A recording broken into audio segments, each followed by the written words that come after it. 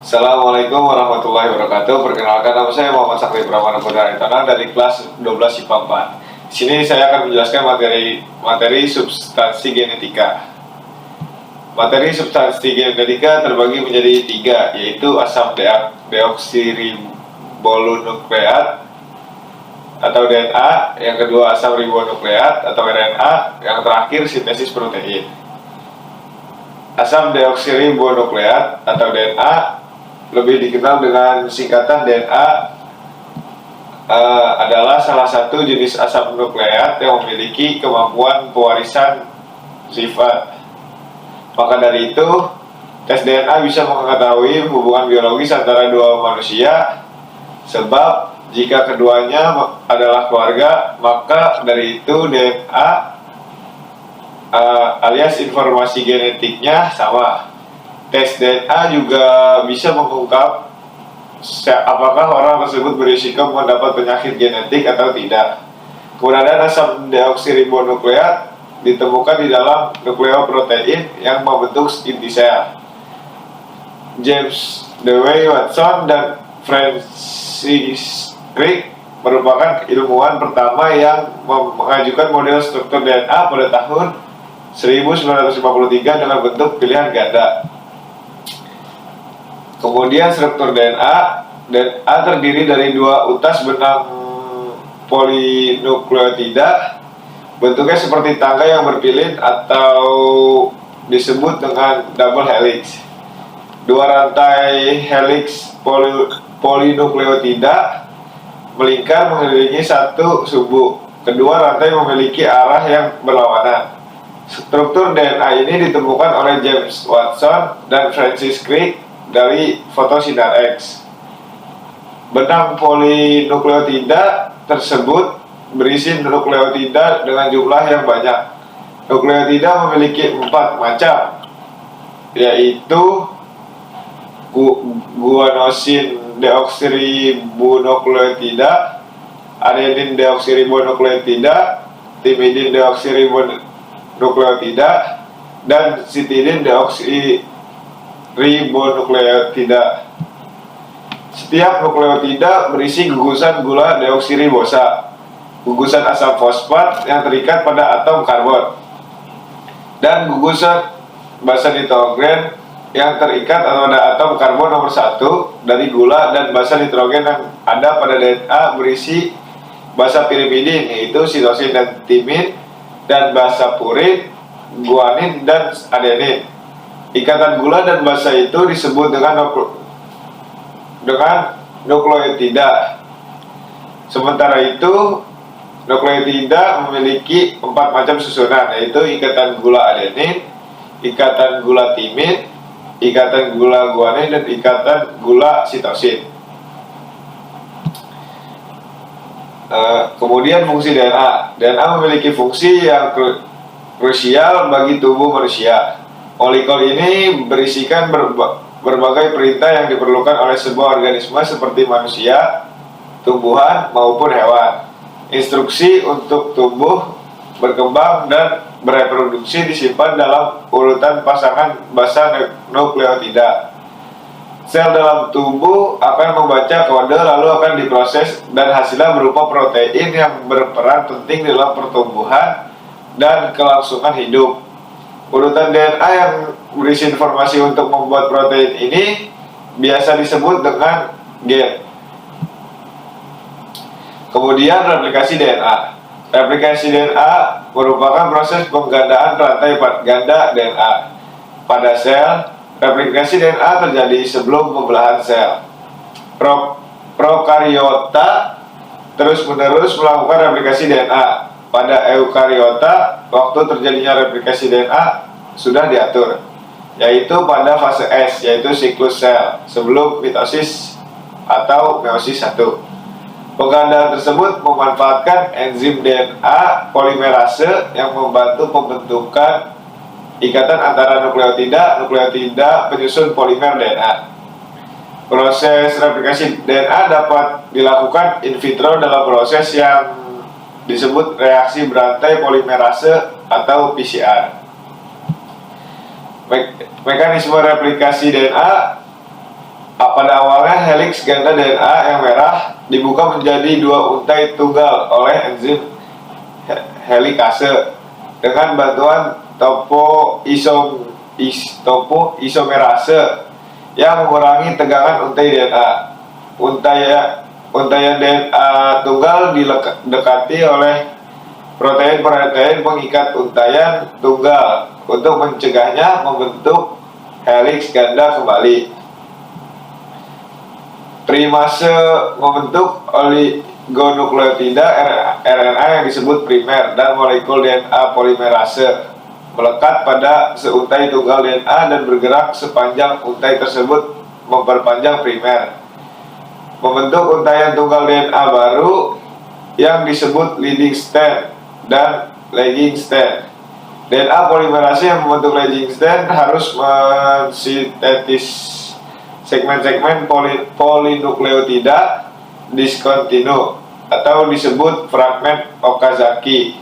Enzim DNA ligase kemudian menyambung potongan-potongan lagging strand tersebut.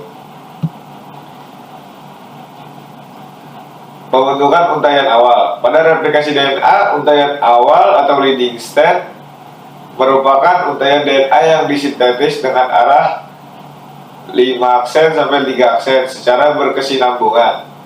Pada untaian ini, DNA polimerase mampu membentuk DNA menggunakan ujung 3 aksen OH bebas dari sebuah primer RNA, dan sintetis DNA berlangsung secara berkesinambungan searah dengan arah pergerakan garpu replikasi. Kemudian pembentukan untaian lambat. Untaian lambat atau lagging strand merupakan untaian DNA yang terletak pada sisi yang berseberangan dengan leading strand pada garpu replikasi. Untaian ini disintesis dalam segmen yang disebut fragmen Okazaki. Pada untaian ini, primase membentuk primer RNA. DNA polimerase dengan demikian dapat menggunakan gugus OH 3 aksen bebas pada primer RNA tersebut untuk mensintetis DNA dengan arah 5 aksen ke 3 aksen. Kemudian materi kedua, asam ribonukleat atau RNA. Asam ribonukleat adalah molekul primer yang terlibat dalam berbagai peran biologis dalam mengkode, dekode, regulasi, dan ekspresi gen. RNA dan DNA adalah asam nukleat dan bersama dengan protein dan karbohidrat merupakan 4 mikromolekul utama yang penting untuk semua bentuk kehidupan yang diketahui. Saat dibutuhkan, RNA secara spontan akan disintetis dari DNA, digunakan, didegradi, dan didaur ulang kembali. Seperti DNA, RNA dirakit sebagai rantai nukleotida, tetapi tidak seperti DNA. RNA lebih sering ditemukan di alam sebagai untai tunggal yang melipat ke dirinya sendiri daripada untai ganda berpasangan. Kemudian struktur RNA. RNA atau ribonukleotida merupakan makromolekul penyusun materi genetik yang terdapat di dalam makhluk hidup yang memiliki rantai tunggal atau single helix yang tersusun atas gula ribosa, fosfat, dan basa nitrogen atau purin dan pirimidin. Struktur kovalen RNA berbeda dengan DNA dalam 2 hal. Unit-unit gula dan dalam RNA berupa ribosa dan deoksiribosa. Ribosa sendiri mengandung sebuah gugus 2 aksen hidroksil yang tidak terdapat di oksiribosa. Perbedaan yang lain merupakan bahwa satu dari keempat basa utama dalam RNA adalah urasil yang menggantikan timin. Urasil seperti timin dapat membentuk pasangan basa dengan adenin, tetapi tidak mengandung gugus mati yang terdapat dalam timin, struktur bagian dari suatu untai tunggal.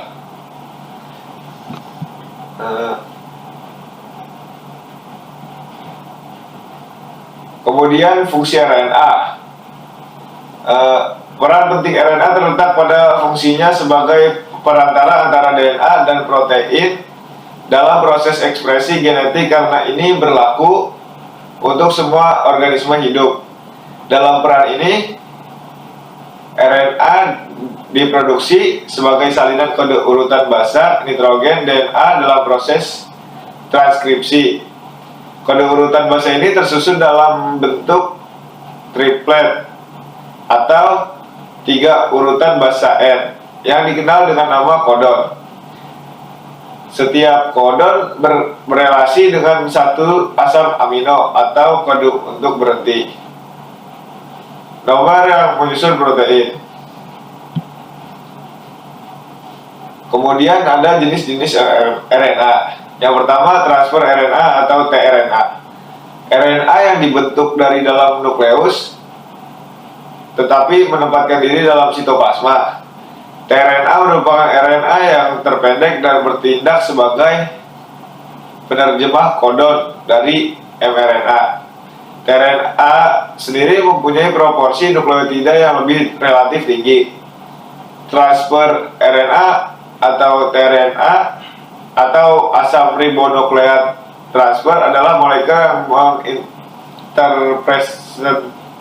menginterpretasikan pesan genetik berupa serangkaian kodon yang di sepanjang molekul RNA dengan cara mentransfer asam-asam amino ke ribosom dalam proses translasi.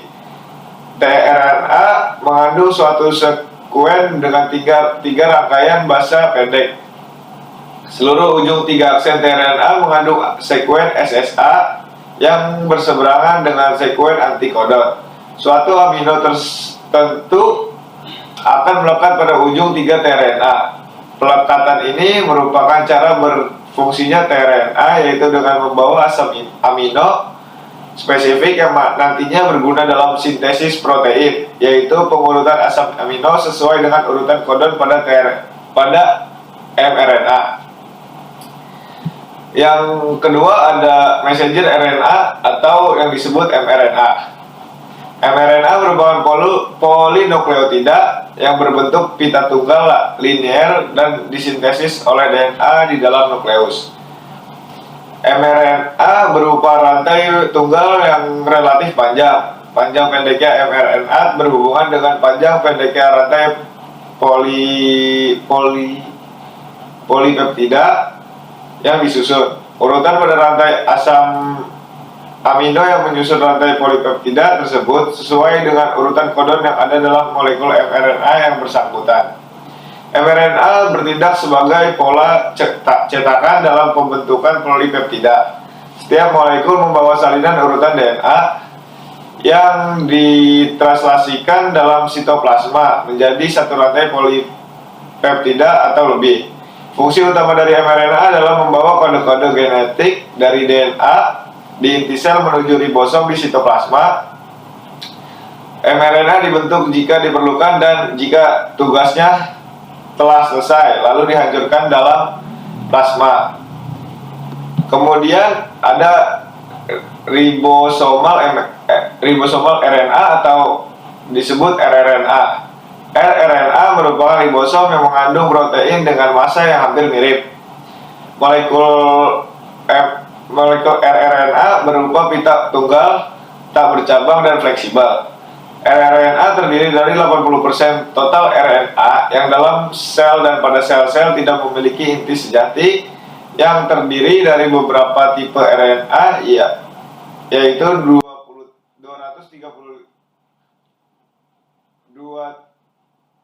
23S rRNA, 16S rRNA, dan 5S rRNA. rRNA berupa rantai tunggal tidak bercabang dan fleksibel dalam satu sel.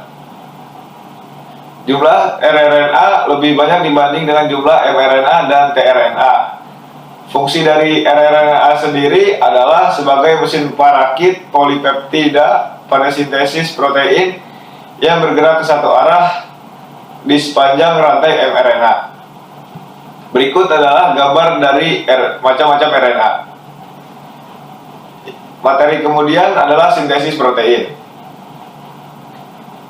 Sintesis protein merupakan proses pembuatan molekul protein oleh sel yang melibatkan DNA, RNA, dan beberapa enzim. Pada sel prokariotik, proses sintesis protein terjadi di sitoplasma. Sementara itu, pada sel eukariotik, proses ini berawal di nukleus untuk membuat transkrip atau mRNA. Tahapan sintesis protein di sel ini berlanjut saat mRNA menuju ribosom untuk diterjemahkan menjadi molekul protein polipeptida. Sintesis protein merupakan proses pembentukan protein yang melibatkan peran DNA dan RNA. RNA sendiri adalah materi genetik yang basa nitrogennya terdiri dari adenin, guanin, sitosin, dan urasil. Secara sederhana, sintesis protein terdiri dari dua tahap, yaitu transkripsi dan translasi. Fungsi dari sintesis protein sendiri adalah bertujuan untuk membentuk protein yang dapat dimanfaatkan oleh tubuh. Protein termasuk salah satu komponen penting yang menyusun tubuh makhluk hidup. Ini merupakan molekul kecil di dalam sel dan mereka diperlukan untuk semua struktur dan fungsi di dalam sel. Tanpa mereka, sel kita tidak bisa melakukan pekerjaan mereka dan kita akan mati. Seperti furnitur di rumah, protein aus seiring berjalannya waktu, sehingga sel-sel kita terus membuat protein baru melalui proses sintesis protein. Kemudian tahapan sintesis protein. Tahapan sintesis protein terdiri dari dua proses, yaitu transkripsi dan translasi. Pada sel eukariotik, transkripsi terjadi di dalam nukleus, sementara translasi terjadi di ribosom yang terdapat pada sitoplasma. Kedua proses ini dapat diringkas menjadi DNA ke RNA lalu menjadi protein. Yang pertama, proses transkripsi. Proses ini merupakan tahapan sintesis protein di mana informasi dalam untayan DNA akan disalin ke dalam molekul baru yang disebut messenger RNA atau mRNA. DNA menyimpan materi genetik sebagai referensi atau cetakan di dalam inti sel. Sementara itu, mRNA dapat dianggap sebagai salinan dari buku referensi karena di dalamnya membawa informasi yang sama dengan DNA. Proses transkripsi dilakukan oleh enzim yang disebut dengan RNA polimerase dan sekelompok protein yang disebut faktor transkripsi. Proses transkripsi sendiri terdiri atas 3 tahap, yaitu inisiasi, elongasi, dan terminasi transkripsi. Kemudian ada inisiasi. RNA polimerase memecah sebagai molekul DNA yang berisi segmen-segmen berupa gen. Dalam gen terdapat bagian ujung yang disebut promoter dan terminator. RNA polimerase akan bergerak dari bagian terminator ke promoter untuk memecah DNA. Jika RNA polimerase telah berhasil di bagian promoter, maka proses inisiasi ini selesai. Kemudian ada elongasi. Bergeraknya RNA polimerase di sepanjang untayan DNA yang bertindak sebagai cetakan. RNA polimerase mulai membentuk RNA dari titik awal promoter dan terus bergerak di sepanjang rantai cetakan DNA. Helix DNA terbuka secara berurutan sekitar 10 sampai 20 basa nitrogen sekaligus. Perakitan nukleotida RNA ini selalu dari arah 5 aksen ke 3. Kemudian ada terminasi. Proses transkripsi RNA akan berhenti setelah RNA polimerase mentranskripsi DNA terminator. RNA kemudian akan terlepas dari RNA polimerase dan heliks DNA akan menutup kembali proses terakhir transkripsi, yaitu ketika untaian mRNA telah selesai terbentuk dan lepas dari DNA untuk pergi ke ribosom, atau tanda bahwa proses transkripsi telah usai. RNA polimerase akan melepaskan hasil transkripsi RNA. Yang kedua, ada proses translasi. Translasi merupakan proses urutan nukleotida dalam mRNA yang diterjemahkan ke dalam urutan asam amino dari rantai polipeptida. Selama proses ini, sel membaca informasi pada mRNA dan menggunakan untuk membuat seluruh protein. Ada setidaknya 20 macam jenis asam amino yang dibutuhkan untuk dapat membentuk protein yang berasal dari terjemahan kodon mRNA pada sebuah mRNA. Instruksi untuk membuat polipeptida adalah RNA nukleotida, yaitu adenin, urasil, sitosin, dan guanin, yang dibaca dalam kelompok 3 nukleotida. Kelompok 3 ini biasa disebut dengan kodon. Selanjutnya, beberapa dari asam amino tersebut akan menghasilkan rantai polipeptida yang spesifik dan nantinya akan membentuk protein yang spesifik pula. Seperti halnya transkripsi, translasi juga terdiri atas 3 tahap, yaitu inisiasi translasi, elongasi translasi, dan terminasi translasi. Urutan dari proses translasi tersebut adalah pertama-tama subunit kecil ribosom berikatan dengan molekul mRNA di ujung 5 aksen. Translasi dimulai dari kodon start, yaitu AUG yang terdapat pada mRNA. Setelah itu tRNA inisiator dengan antikodon UAC akan membawa asam amino metionin untuk diletakkan pada kodon AUG. Metionin selalu menjadi asam amino awal dalam sintesis protein. Setelah itu, asam-asam amino akan ditambahkan satu persatu oleh enzim sintetis RNA aminosil sampai terbentuk rantai polipeptida yang lengkap. Kemudian proses translasi akan berakhir jika sudah sampai pada kodon stop.